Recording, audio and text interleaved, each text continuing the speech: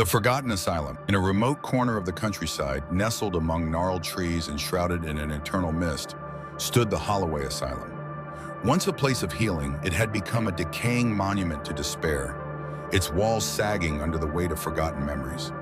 The locals whispered tales of the horrors that had unfolded within, of patients lost to the void of madness, their cries echoing in the night.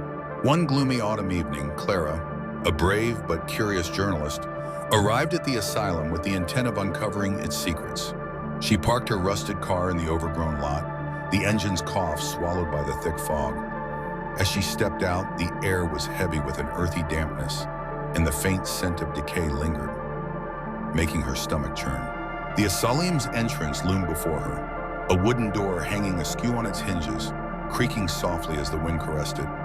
Clara hesitated, her heart racing. She pushed the door open, and it groaned in protest, revealing a dimly lit foyer. Dust motes danced in the shafts of light that filtered through cracked windows, casting eerie shadows on the peeling walls adorned with faded, abstract paintings that seemed to twist and contort in the flickering light. She stepped inside, the floorboards creaking beneath her weight. The air felt stagnant, thick with the remnants of despair. Clara felt a shiver run down her spine, but she pressed on, clutching her flashlight tightly. Her footsteps echoed as she wandered through the hallways, each turn leading her deeper into the heart of the asylum. In one room, she discovered a group of tattered hospital beds, their sheets yellowed with age.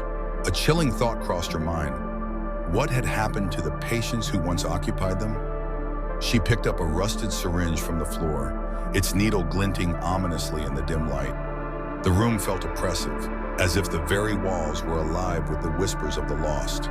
Continuing her exploration, Clara stumbled upon a narrow staircase leading to the basement.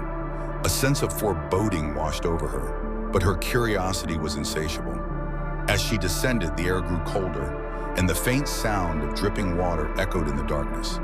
At the bottom, she found a heavy door, its surface marred with deep scratches, as if something or someone had desperately tried to escape. With a deep breath, she pushed the door open. Inside was a dimly lit room, the walls lined with padded cells. The sight made her stomach churn. Each cell had a small window, and she peered through one to find a tattered straitjacket lying on the floor, stained and worn. A sense of unease gripped her heart, but she couldn't look away. The silence in the room was palpable, broken only by the distant sound of something scraping against the concrete. Suddenly, a loud crash echoed from the far end of the hall, causing Clara to jump. Her pulse raced as she turned her flashlight toward the noise. The beam landed on a figure standing at the end of the corridor, barely illuminated. It was a woman, her hair wild and her eyes wide with terror. She opened her mouth to scream, but no sound came out. Clara felt a jolt of fear. Was this a ghost? A remnant of the asylum's dark past? The woman raised a finger, pointing frantically toward the end of the hall, where shadows flickered and danced. Clara took a tentative step forward, compelled to investigate.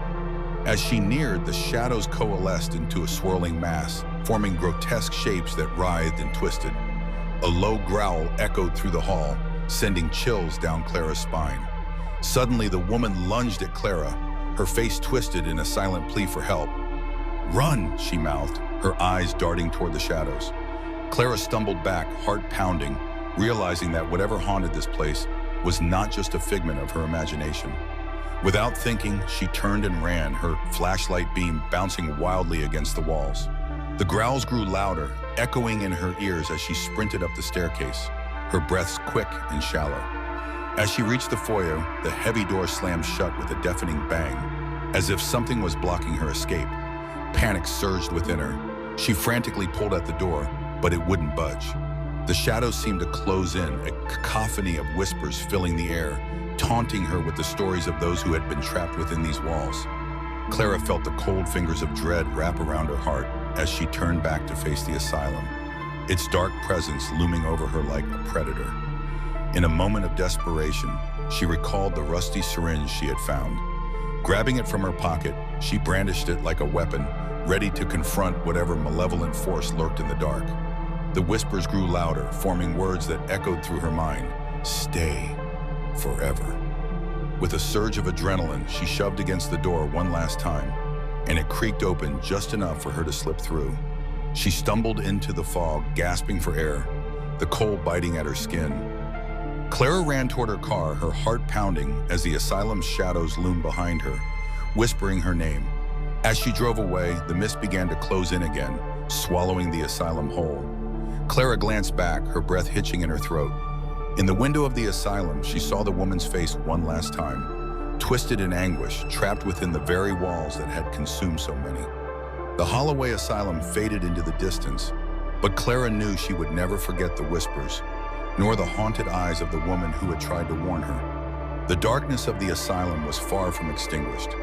It waited patiently for its next visitor, ready to weave its tale of terror once more.